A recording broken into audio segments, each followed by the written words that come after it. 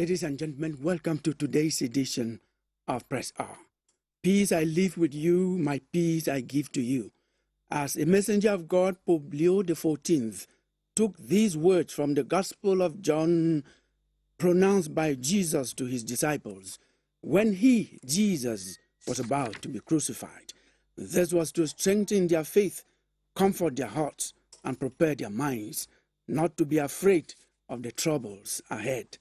The local audience of Pope Leo XIV in Bamenda were the people who were directly concerned with this message, but he was speaking to the whole nation, that is Cameroon. Peace, justice, unity, solidarity, reconciliation and love summarize his 4-day pastoral journey to Cameroon. His message transcended religions, peoples, and borders. The Supreme Pontiff has left his peace with us. He has given his peace to us. On Press R today, we ask, how can we keep this peace? I am Kilian Dandifon, and this is Press R.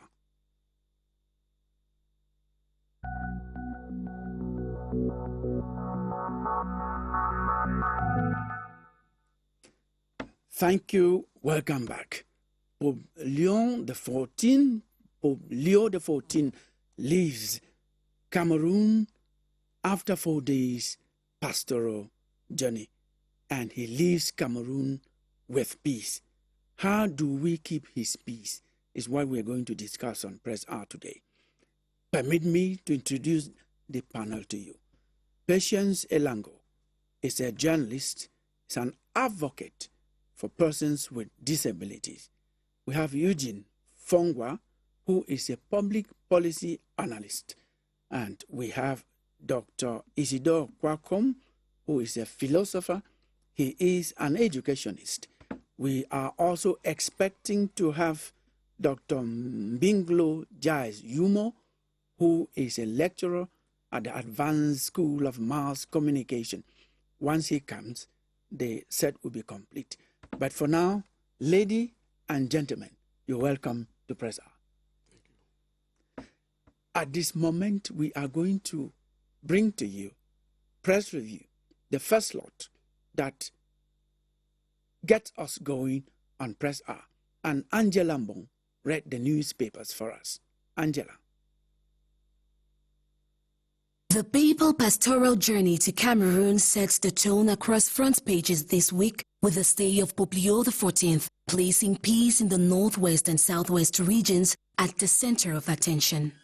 The national bilingual daily Cameroon Tribune notes a convergence of views between President Paul Biya and the Pontiff during their exchange at the Unity Palace, with emphasis on dialogue, tolerance, and national cohesion. The paper revisits the Pope's message that diversity constitutes a resource rather than a weakness. Extending this message to the regions, the Guardian Post highlights the Pope's stop in Bamenda, where he proclaims peace and engages communities affected by the crisis in the two English-speaking regions. Meanwhile, the Post raises a different angle, questioning whether such a visit can effectively unlock the Anglophone crisis and bring actors to the negotiating table. The newspaper further emphasizes the limits of moral authority in resolving entrenched political tensions. In contrast, the Horizon says the visit has reignited calls for justice and inclusive dialogue, suggesting that beyond symbolism, expectations are being expressed by local populations. On the other hand, The Sun echoes the wider national sentiment, presenting the visit as a possible turning point capable of stirring collective awareness in a context marked by divisions. Beyond the papal sequence, The Sun highlights diplomatic outreach by Nigeria's Consul General to the northwest and southwest, focusing on ties with the Nigerian community and administrative concerns. Still in diplomatic cooperation, the Guardian Post carries development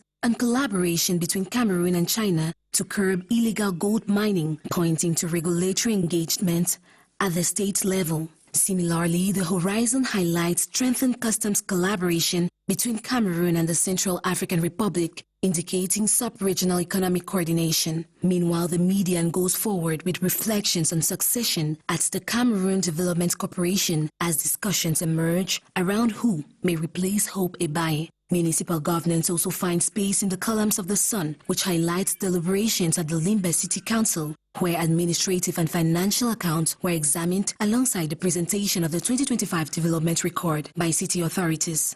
In other news, the Herald highlights reactions following the arrest and transfer of the mayor of Konye, Nsima George Lobe, alongside municipal officials. According to the paper, the situation triggered visible reactions within some communities, including demonstrations of support for the action taken. The sequence takes another turn as the media notes that the Special Criminal Court in Yaoundé found no evidence against the mayor and his collaborators after examination of the case file. Elsewhere, newspapers continue to revisit the passing of the former president of the Senate, Marcel Nyat Njifenji, with The Sun highlighting his political trajectory and institutional role, recalling his long presence in Cameroon's political life and his contribution to state institutions. Still on the obituary page, the Herald Tribune reports the death of veteran journalist Chris Mbonwe, retracing his professional journey and contribution to the press landscape in the Northwest region. Away from that, the paper highlights a workshop in Ebolova in the South region organized by the Cameroon English Language Newspaper Publishers Association, CENPA, aimed at strengthening journalistic practices in support of peace and social cohesion, alongside the renewal of its leadership. That's how the press captured the week. Join us again next week for another edition of the Press Review. Thank you so much, Angela. We look forward to having you next week when we prepare for another edition of Press R. Ladies and gentlemen, we are talking about Pope Leo XIV pastoral journey to Cameroon. He came, left Cameroon with peace, and we are asking, how are we Cameroonians going to keep his peace?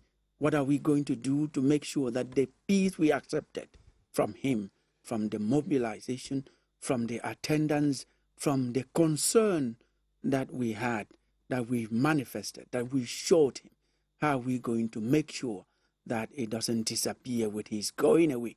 That's our concern today on Press R. Now, I'm going to ask you, gentlemen and lady, beginning with you, the question will go around. What do you return, that is, from the messages that he brought to Cameroon? I know he had so many things that he said. What will you say that caught your attention and you want us to make sure that it doesn't disappear with his going back? Yeah, thank you, Killian. Greeting to my co-panelists and televiewers. What caught my attention with the Pope's visit was what he said, that peace shouldn't remain in slogans, which means that they should translate this peace into action. Because most often Cameroonians are clamoring for peace, and they are not concretizing it. For example, we had the national dialogue, which has not really been effective, because after the dialogue, we see experience a lot of violence, civil uprising, and whatsoever. That is why the Pope came, and he emphasized that we translate his words into action and not mere slogan. He talked of ceasefire. He talked of inclusive dialogue, which is what Cameroonians have been talking for years by. And so, therefore, if this is implemented, it therefore means that the peace will remain and the Pope will not go along with the peace, because that is what all Cameroonians are looking for. And we should know that all Cameroonians should be ambassadors. He has already left. He has left the peace with us. Yes. We are the only ones who can push it away because he cannot take it. He has gone without the peace. Yes, that is why I am saying that all Cameroonians should be ambassadors of peace. They should be peace crusaders. They should campaign for peace in all their ethnic cleavages, in all their communities, in all their social groupings. This way, in village meeting or in any association you find yourself, this way the peace will remain. We should preach virtue and practice. We should preach virtue and practice it, and not preaching virtue and practicing vice. Because a handful of people will say peace, peace, and then they do the contrary. That is why the Pope emphasized to the authorities that they should look at the problem of the youth. They should look into the problem of shun away from embezzlement, corruption, and whatsoever. And you should know that he was not only talking to the state authorities, he also means the message translated to us, the common citizens, because the people up there are very few compared to the majority of people down here. So if all the ordinary Cameroonians practice peace and put it into practice, we mean exact the word of Pope into action, that peace will remain and forever be with us. Yes, to use his words and translation, he said, peace cannot be decreed. It cannot be decreed. It should be concretized with action. He went to Bamenda and proclaimed peace because he's a messenger of God. Of course. That's the difference. Of course. Because he can, now he has talked about that several things: peace, justice, reconciliation. Justice, reconciliation. There are other messages that the peace that the Pope came along with, and we want to highlight some of those messages. We'll go through you, Patience, first. Well, Killian, good afternoon, and good afternoon to you all, gentlemen, and thanks for having us here today. In what I'll term a proximity strategic communication approach, that's what he actually did. The Pope came to Cameroon and made me feel he understood us better than we do ourselves. He was more of a Cameroonian than all of us, in a way. I don't know how he did it, but he got to us. He touched everybody. He saw the turnout. And so we're grateful that he came. I remember that he called on us to feed the people ourselves. Feeding is not just with what me and you go chop. Mm-hmm. You understand? Feed us with the right things. What do the people need?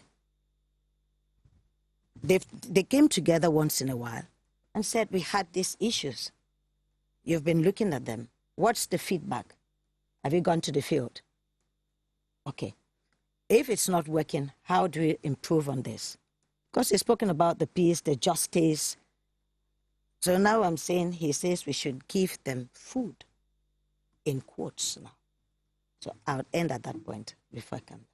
Yes, you will certainly come back. We have about, I should say, 45 minutes to continue to be on this set, so you have ample time to talk about other things. Eugene, the message that you carried to your heart from the Pope's visit, from the Pope's pastoral journey to Cameroon. Thanks, Killian, and thanks again for having me, and thanks to the other panelists for what they've already said. I think in a few words, it's easy to capture what the Pope said, but perhaps let me focus on the subtext. I think the core message which emerged was that the Pope understood that peace is a choice.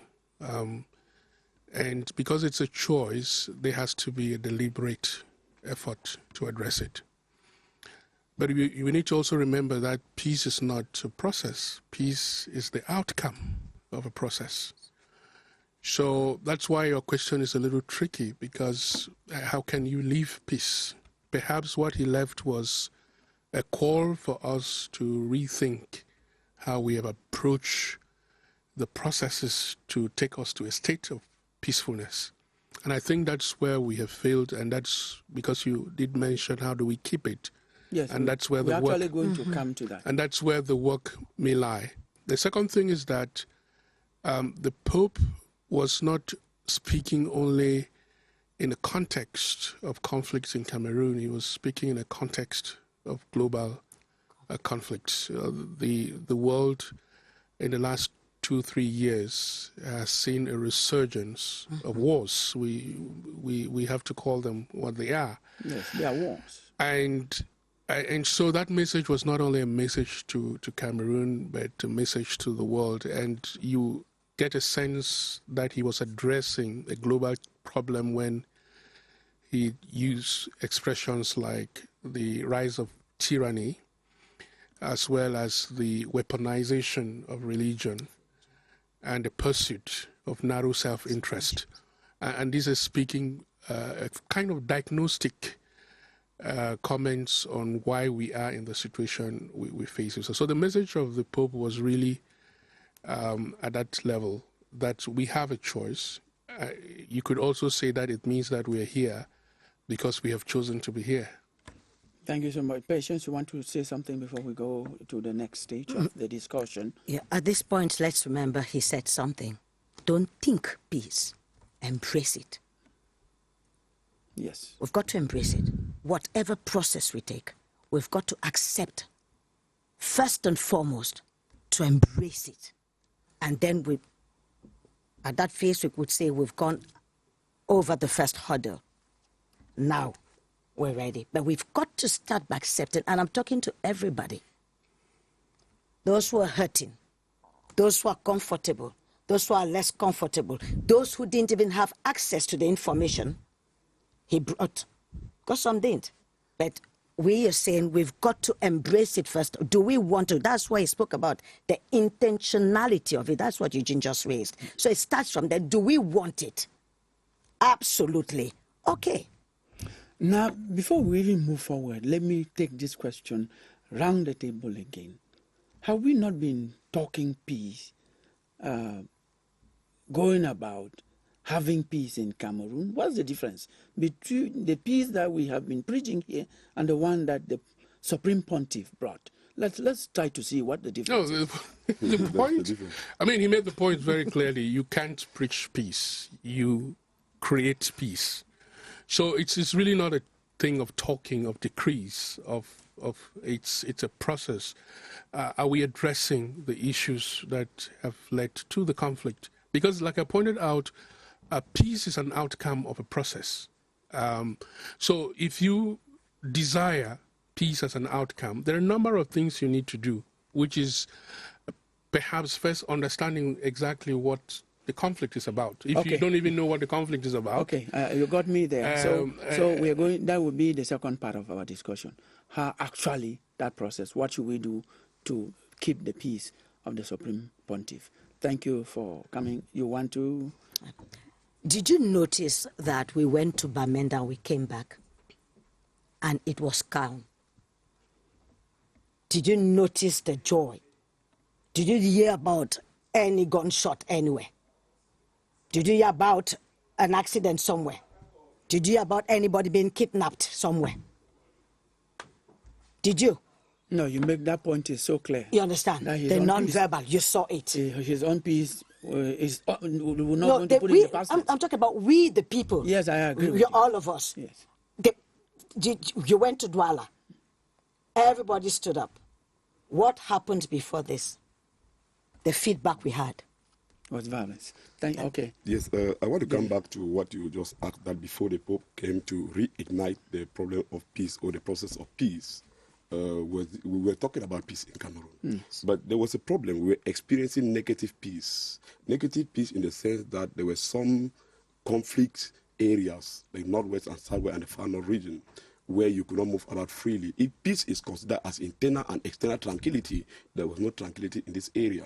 So the Pope is just coming to reignite and reinforce so that the people in the bushes or those carrying arms should also know that the peace is not only for those living in safety zone, that they themselves can create that peace for themselves and everybody accommodate you or herself wherever you find yourself. Which therefore means that those in those areas should drop their arms. That is why he mentioned and emphasized on a ceasefire, so that they can relegate such mentality and embrace the much needed peace, as she said.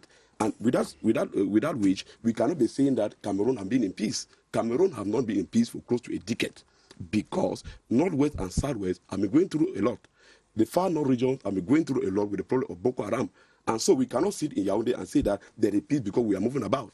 Probably the Ambazonian, whosoever they call them to be, actually say that before, during, and after the Pope visit, there should be peace. And we are expecting that their words to go down to the combatants in the field, so much so that the peace, the much needed peace that we are clamoring for, should remain, as the Pope actually emphasized. Because if the Ambazonian leaders say that before, during, and after the Pope visits, please don't do this again, it will remain. It means that the Pope visits or Pope messages have gone down the drain. But if the Pope goes and they pick up their arms, it therefore means that the message of the Pope and that of Cameroon, we see the same thing that we have been preaching for peace for a very long time, and the peace is not coming. It means that the Pope message will see come and go, just like what we have been talking, seeing the national dialogue. So it therefore means that we need to wake up from slumber and see what we can be able to do to maintain, consolidate that peace, reconciliation, and that aspect of living together. Yes, do you buy that idea? He's making a very strong point there. I think what we've seen so far, we've all come to a point where we all want peace. Cameroon is first of all known to be a heaven. You know that. When we're young, we all know that. For one reason or the other, things haven't gone smoothly as they always ought to, but we've seen in recent times a desire to touch the different groups of persons at their point of need. And let's acknowledge this. Things have changed for the better. We are praying for. We are moving towards that direction because we want to have things change.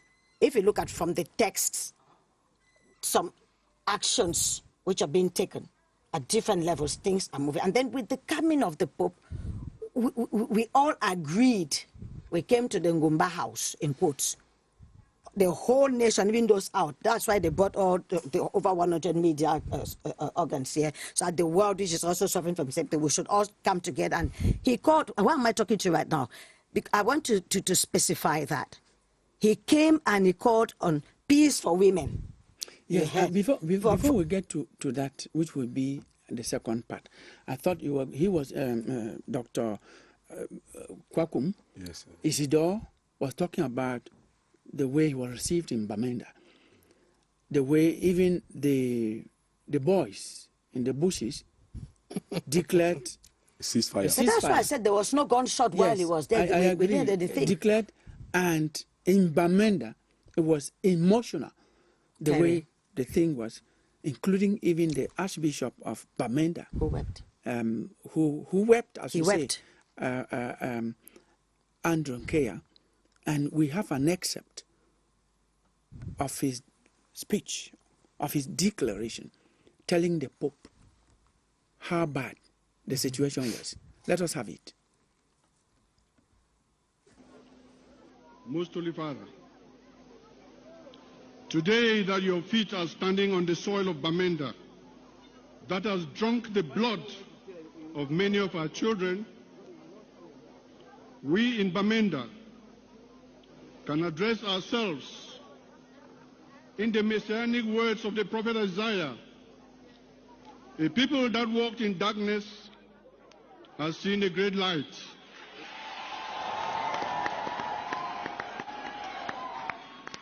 On those who live in the land of deep shadow, a light has shone. You have made their gladness greater. You have made their joy increase.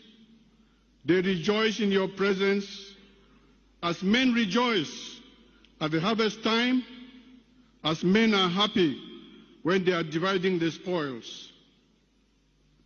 We are happy because in this time of crisis, we see you as a messenger of peace. We see you as an ambassador of reconciliation. We see you as a promoter of justice. We see in you the presence of God himself among us, who has come to visit his people like the dawn from on high. Even if the Holy Father says nothing today, his presence is a consoling presence.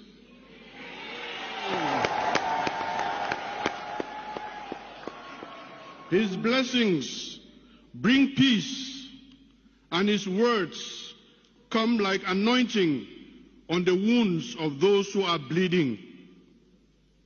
With your presence here, Holy Father, I can confidently say, now is the time for peace. It was quite emotional in Bamenda. Emotional because the Archbishop of Bamenda was talking about the Northwest and the Southwest and the conflict that we have there, the armed conflict, the crisis. Now, just a word from you on what the Archbishop of Bamenda, who moved about in Cameroon with the Pope and represented, and his words were not wavering. He was stating the things the way they were. So don't we think that, as he has said, that even if the Supreme Pontiff said nothing, they know that he has come with peace and will stay with us? I think what he meant, and which is also my interpretation of the presence of the Pope, is an opportunity for a reset to recast the conflict and the crisis in a new light. Because the calls that he made, because he carries with him a certain moral authority, which means that it's likely that his words and his appeals come from a neutral platform, but also from a very moral platform, which can be acceptable to all parties in the conflict. And I think that is what I understand by the idea that his very presence was necessary in that light. And so my interpretation then is that the visit of the Pope provides more than anything else an opportunity for us to go back to the table and try to find out why we are in this situation and how we can address it. Let's remember that we don't need to make a confusion between a conflict or a crisis and violence. I think what we are all decrying here is violence, because a conflict in its very nature is not a problem. It's usually an opportunity for advancement. It's the way we have chosen to address the conflict through the use of violence that's a problem. And I think that's what we need to address. Thank you so much. We're going to listen to some other people who attended the mass service at the 101 Air Base in Yaoundé, talking about how the Pope's messages touched them. For a particular people. Peace is not for a particular religion. And that is why the Pope constantly was talking about peace in this country. He has spoken and gone. It is now time for us Cameroonians to put all hands on deck to make sure that we work for peace, and peace will come back to our country. Look at your brother and tell your brother, I love you, genuinely from your heart. Let us not pretend. When it is not well, tell your brother it is not well. And that your brother should be able to accept that, brother, I am sorry, I didn't do it well. There was a message of social justice that was being preached to us, that we should live, love one another, and avoid doing evil like corruption. There is still much that Cameroon has. We know Cameroon is Africa in miniature, and the Holy Father emphasized on the youth to work and have hope because their future is still bright. What I retained was his call for unity for our country.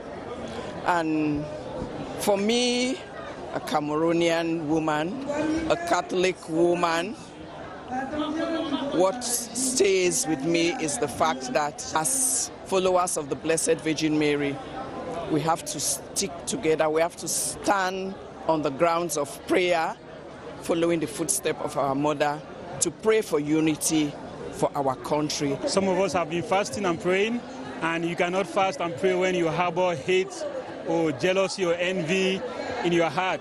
So the message is a very positive and impactful message for us to embrace living together, what they call vivre ensemble, so that we can have a very, very successful and emerging Cameroon. Together we can sort the little problems we have and live together in peace for the prosperity of our children. Yes, one of them, he just said social justice. Now, how far does this other message of social justice contextually take you as a Cameroonian? Came from the Pope.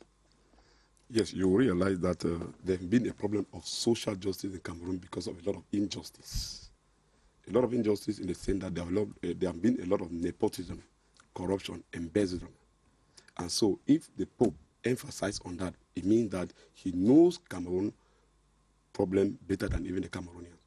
And so we should be able to yield without reluctance to the word of the Pope, because his visit in Cameroon was not just that physical or diplomatic, it was more of a spiritual visit. That is why when he came to Yaoundé, everywhere was full. He went to Bamenda, or even the Bafut where the boys used to come and disturb and whatsoever, everywhere was calm. He went to Douala, it was the same thing, because religion had become the opium of the people. Peace is the most high thing that Cameroonians are clamoring for as of now. So if there is no social justice, there will not be peace.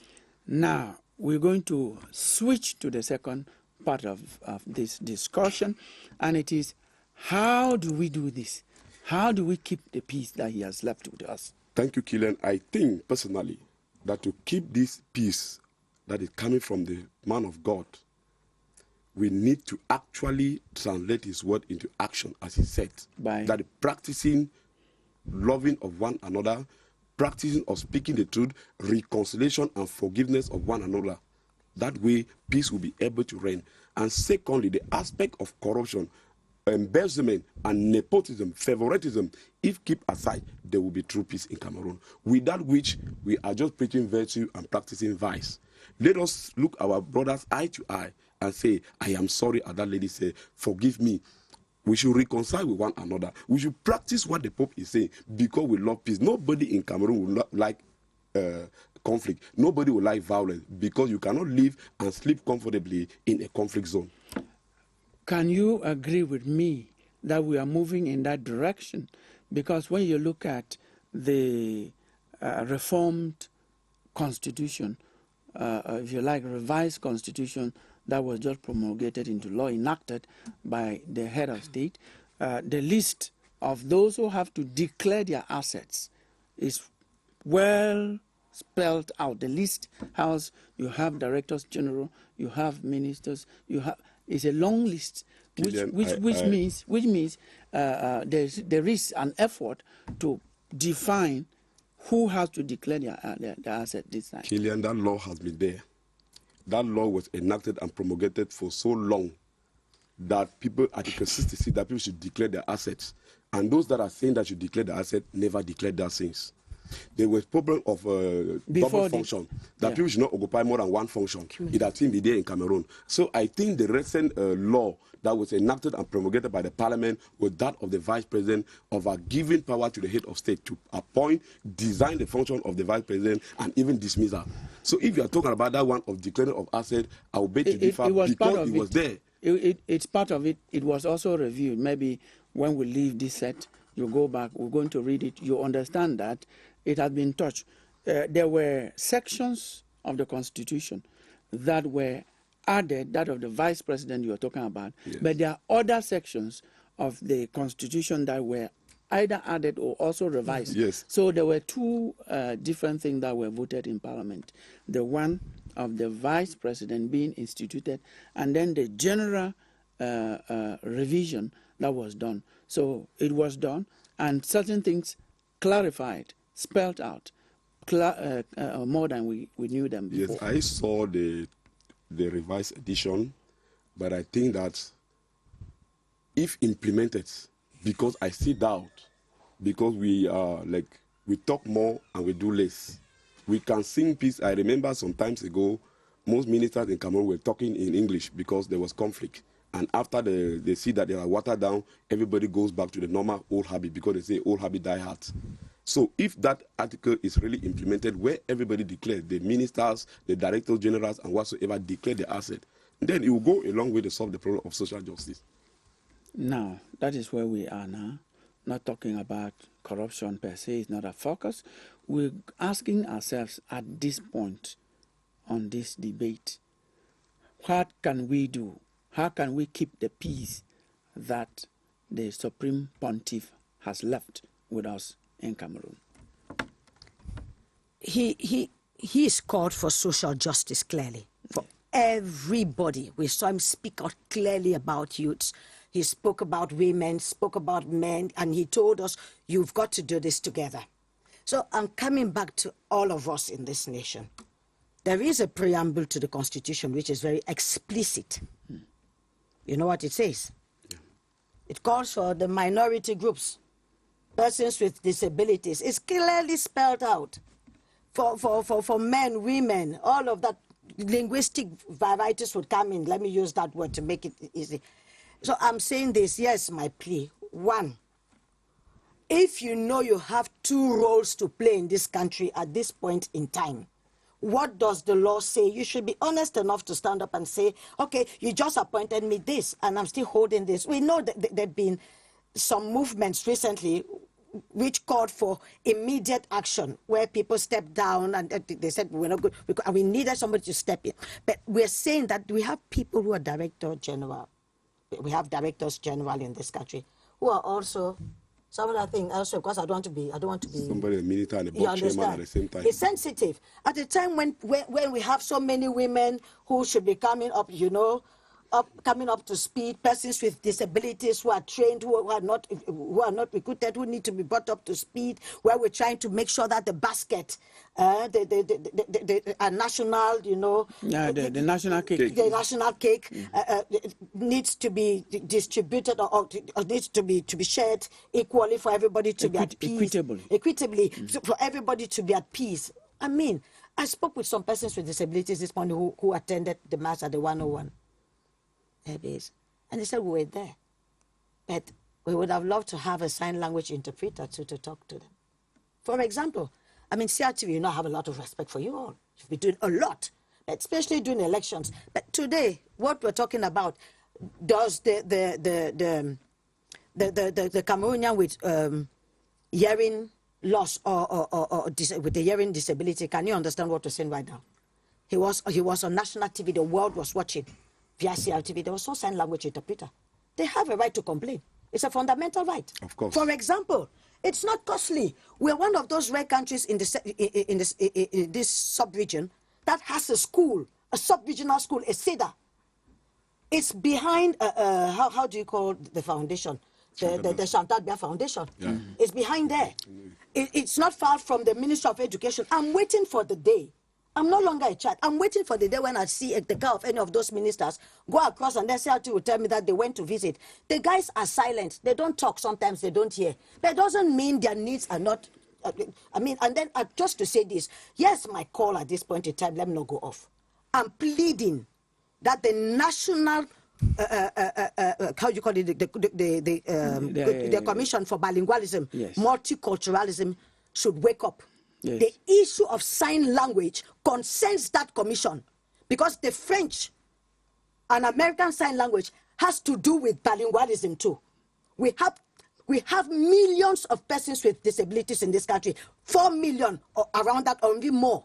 We're waiting for the census. It's important the census comes. So when it comes, please, when they want to come up with a quota for doctors or PhD issues in this country, tell us what you've kept aside for persons with disabilities. When they want to recruit, yes, and they went to the National Assembly. I've allowed you yes, and to talk for this much you understand? on the disability because you are an advocate for persons with disabilities. Let's come back to how we keep the peace that the Pope... What I'm saying, will give them peace. Will be part of the the advocacy for without social justice. Where people occupy 3 or 4 positions and then you have a group of persons in the street. And that exactly, I wanted to clarify something on because Dr. Isidore talked about it and then you bought it. All of us, I think all of us buy that idea. There should be no one person who has so many positions while others don't have. But where there is a difference from what you're saying is that the board chair, you're talking about someone is a minister and is a board chair. It is not against the law. It is not against the law. Now let us have that right. If you want to advocate for that no one person should have several posts when so many others don't have. Yes, we agree with you, but you don't make it as if the law prohibits that. Now, yes, I know. I will give you the floor right now, Eugene. Let me give you some of the posts that have incompatibility with others. You cannot be a mayor. You cannot be a member of parliament at the same time. You have a good number of those. Yes, a list. There's a whole list in the electoral code. You should look for a way to plead with those lawmakers to do what you are saying. But for now, those people, they have their right. Yes, you are right. You are very right. But let me tell you that our lawmakers are like, I don't know what to say, because anything that leaves from the head of executive and goes to the parliament is promulgated as law. You cannot tell me that it should not be a law that somebody be board chairman and minister at the same time. Are there not people to be board chairman? No, it's not law. I know that it's not law. Law is made by them, promulgated by them for the common man. That is not so we just absorb it and we implement it the way they say that's it. Not our, which of course that's not is our wrong. discussion. We come back to this. Eugene, we are on how do we keep the peace that the Pope has left with us practically. How do we do that on the ground? Thank you so much. But before I get to that, let me just point out that it's not because something is legal that it's unjust. There was a time when slavery was legal. There was a time when apartheid was legal. So legality is not a measure of justice. And I think it's important that we clarify that if people felt that there's injustice being done to them by a law or the absence of one, and then I think it's something that needs to be addressed. That said, there are usually many conditions under which conflicts result in violence. One of them, I think, which is the case most often, is when there is an asymmetry of power, when the two people or the two parties in conflict have differentiated power and influence. And it's either the more powerful who thinks that they can use their power, whether it's financial, political, military, or even physical strength, to resolve the conflict, or it's the less powerful who feel that without the use of violence, they will not be able to prevail against the power of the others. So you need to then find a way to level out that asymmetry, and that is where justice systems come into place, because if people know that the atrocities that they cause are treated equally before a justice system, then that power asymmetry is somehow balanced. The second thing I want to say is, and I'm getting now to the heart of the question that you raised, is we need to start by being honest about what the conflict is really about. Not the violence. What is the conflict really about? And perhaps, in my view, is that in the past number of years, while the measures that have been taken to address the conflict do not seem to be producing any visible results, is because those measures do not seem to be addressing what the conflict is about. They're addressing what different parties have chosen to frame as what the conflict is about. So we need that honesty and ask ourselves, what exactly is this conflict about? And I may not even add anything else, because whatever I say next, in the next steps, won't produce any result if this step is not resolved. If a child is crying that they're hungry, it doesn't matter how much medication you give them, you haven't addressed the problem.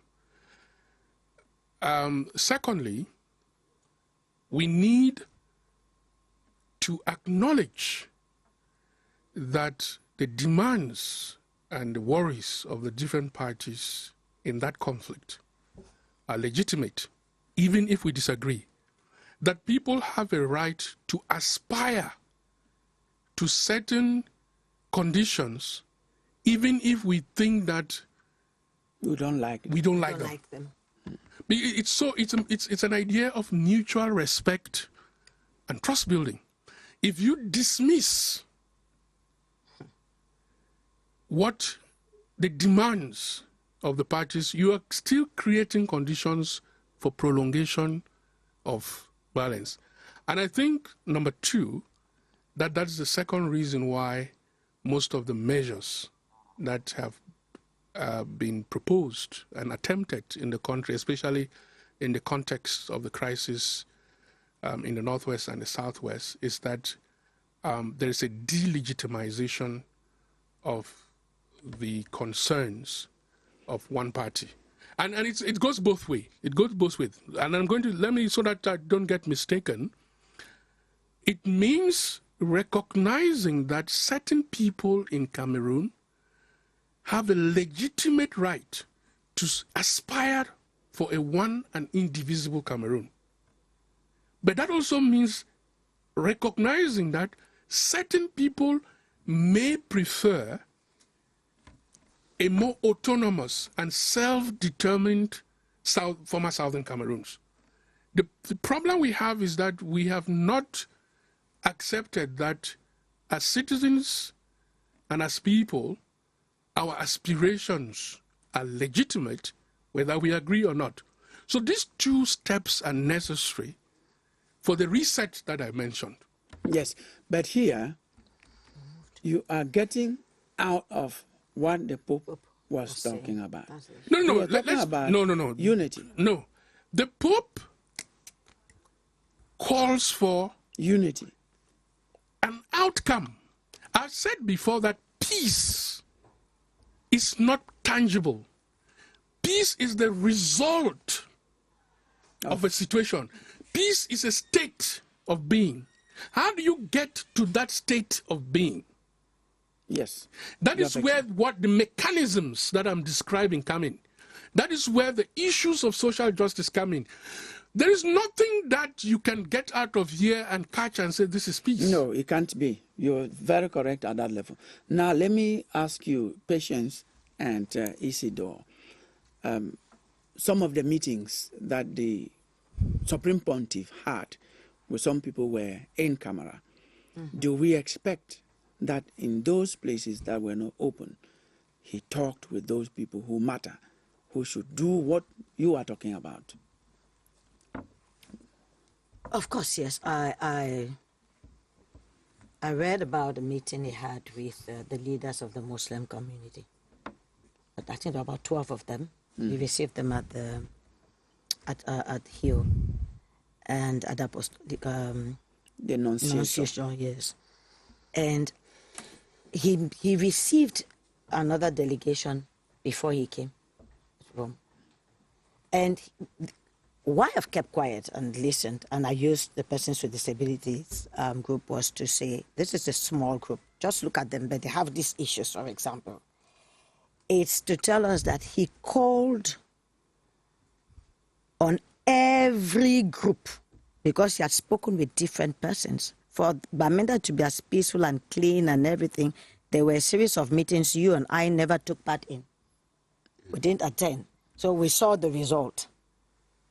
So, of course, people are feeding us back with what, in quotes, transpired behind the scene. The Muslims and the Christians in this country, like he said, we have a model. This is what he said at the Catholic University. Yes. He said Cameroon can and should market its model of peace, of living together. Living together. That's why we're here to talk. It means everybody loves peace in this country. It's so obvious. I mean, I tell my friends who are Muslims sometimes when they're cooking, you can go and help them. They too, when it's Christmas, they come and help you. Do we have a problem with that? No. I've lived with them. What We've lived with them. Correct? I have family members who are Boros. They've always considered me as one. You understand? Francophones, I speak a Wondo. Unfortunately, I don't speak Bafut fully or Bafo fully because I'm both ways. But I speak a Wondo. You can't gossip about me in a Wondo out here. So I'm Cameroonian. I'm fully Cameroonian. And I'm proud about that. So what we're saying is you are definitely going to see things moving forward. The Muslims who went to speak with him, they didn't need to speak with him. They surely went to exchange about what we have as a model. You understand? And he probably told them, thank you. And now I'm worried about our Boro brothers in the Northwest, who are affected once in a while by the crisis differentially. Yes, that I know. He must have met people who represented them. So, because there are some delegations. And I came here today to speak about those groups. Yes, you had traditional leaders. You have the Muslim community. Faith-based, yes. You have faith-based leaders. You have. He went to hospitals. He went to minority groups and things like that. You've got all of that. Now we'll continue with the same way of thinking. Yes, you said that. You said that most of the meeting the Pope heard was in camera. Yes. Like we know in Cameroon and Africa at large, you have the right to freedom of speech, but you are not guaranteed after the speech. The civil society was supposed to meet with the Pope out of the presidency, but the meeting was scheduled in the presidency, and everything passed in camera. Are you sure the civil society activity will be sincere? Are you sure they'll be able to talk in camera openly, knowing very well the context in which we find ourselves in? So I tell you that everything in Cameroon is really, like what people say, a continent. Did you say everything? Can I? Well, maybe say some things, or many aspects of it. We'll call Cameroonian or Cameroon a continent, because the civil society was supposed to meet the Pope out of the presidency, but the meeting was scheduled in the presidency, and worst of all, everything was in camera. So I will never for any reason agree with you that they will go and talk openly and sincerely. You don't need to agree with me, but this is the point I'm making. The Pope is a moral authority in the world. Eugene said this. The Pope is a head of state of the Vatican City. The Pope is someone respected by our hierarchy here in the country. So the question we are asking is, don't you think that that type of meeting that we saw and the other meeting that we didn't see, because they have the means of communication, that could actually touch them and make them change? Like Patient just said, that something will happen. I don't know who you call them, make them change them, who? Because everybody. We have talked about, he met communities in Bamenda. He met Muslim communities. He met traditional rulers. He met so many other people who are representing different thoughts and people in the community. And he does not need to speak with someone for 50 hours to actually arrive at what probably they wanted to say. Well, the people's representative that he met is just a micro out of macro, which means that a few out of many. We only pray that the few whom the Pope received be able to disseminate the message to the people that they represent. Eugene, yes. Yes. Look, I can't, it won't be fair neither to myself nor to the Pope nor to those who attended those meetings to speculate on what might have happened in the meeting that I didn't attend and haven't been briefed about. But I also know that some of the most transforming agreements are not done in public. They're done in corridors. The word lobby exists for that reason, because most of the big true negotiations are done in the lobbies and the corridors and in those rooms rather than in public. And I know also that people may hold different positions in public and different positions in private. And that is why I'm hoping that those private meetings allowed the Pope to have an honest conversation with the different people that he met. The other thing I may say, and which is something we need to be careful about, is that what we are seeing, and which is even a little more dangerous going down the road, and the Pope did mention, is our diversity. And when you talk about diversity, what you actually mean is that there are differences. Unfortunately, in the last 10 years of this country, we have seen an increasing weaponization of differences, where groups pit against others. And I'm really hoping that that is one of the things that the Pope might have addressed when he received different segments of the society. Again, it's going to be very adventurous for me to speculate. Thank you so much. You need to speak with proof, yes, with evidence. But what we know also is that it's not for nothing that the Pope came. Yaoundé is the capital. It's obvious that he had to be here, but he chose to go to Bamenda because we know what's been happening in the English-speaking extraction of this country. And going to Bamenda, that has been more violent than some of the areas in the southwest, representing the two, is not for nothing. So I think he must have come back with something different from what we know. And we end the 6 minutes remaining with us talking about, don't we hope that something will change? And what should people do? Shouldn't people wait? Shouldn't people start, like Eugene said, doing those things that will result in peace? That's where we're going to end. What should people do? Like the different, those who are fighting, those who have guns, those who are involved in social justice, those who are not already in reconciliation, those who do not see, have solidarity, because those are the things that he was talking about. Yes, Patience first. Permit me say this, otherwise the communicator in me wouldn't be at peace. Let me help you. Let me help you. Before the Pope came, the separatist fighters wrote letters to the Archbishop of Bamenda because they knew that the Pope was coming to meet him one-on-one. And then some of the things that they were asking the Archbishop of Bamenda to tell the Pope is that they need peace, they need dialogue, they need an inclusive dialogue. So those are the type of things that when we are saying, they are waiting to see what happens, whatever we say. So some of those things, those are the things I want us to address. We're going to get to that, but give me about a few seconds. All of us here probably listened to the discourse by the Pope at different levels. We listened to the head of state. Did you listen to the content of the head of state's address? Yes, you did. Of course. Did it sound usual?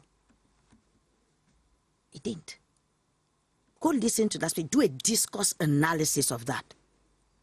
Well, you did. That it was not usual, maybe an overstatement. He addressed issues according to. Yes, in context, it was he put his finger in the pie. Okay.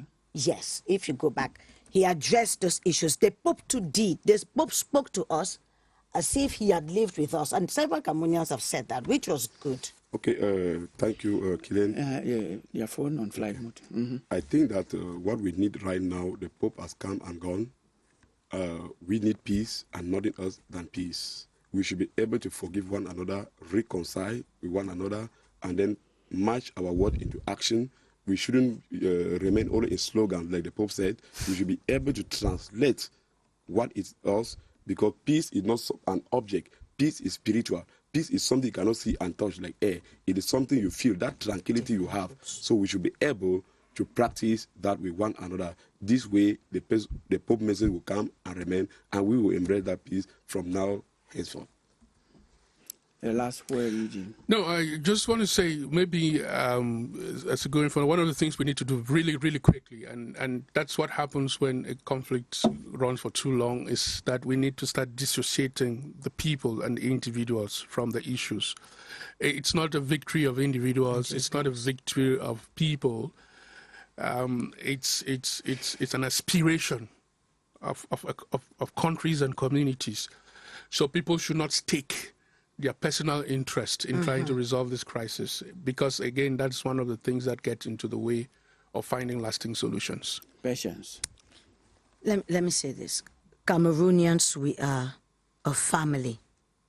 Male, female, children, elderly persons, persons with disabilities, minority groups, those in the diaspora, we're all Cameroonians. The Pope came, we've all been happy. We've all said he came as a father. He said he came in the name of the Lord. And so, yes, I take to all the leaders, wherever you are, civil society, our head of state and government, all the members of government, you were all together. Yes, I plea, let everybody who is in need tomorrow wake up and say, there is hope, and it's not just about hope. My needs are being taken care of. That's a plea. Thank you so much. Thank you, Patience. You are an advocate for persons with disabilities. That's why you always go to defend the rights of these people. Thank you so much for coming. Eugene Fongwa, you are a public policy analyst. Thank you so much. Your contribution actually made you to defend that title. Thank you, Dr. Isidore Kwakom, philosopher, you are an educationist. Ladies and gentlemen, thank you so much. We have a lot of hope that so much is going to happen in this country. It would have happened, it will happen even better with the coming of the Pope. Thank you. You can watch this program again on Monday at 2:30. Be blessed wherever you are.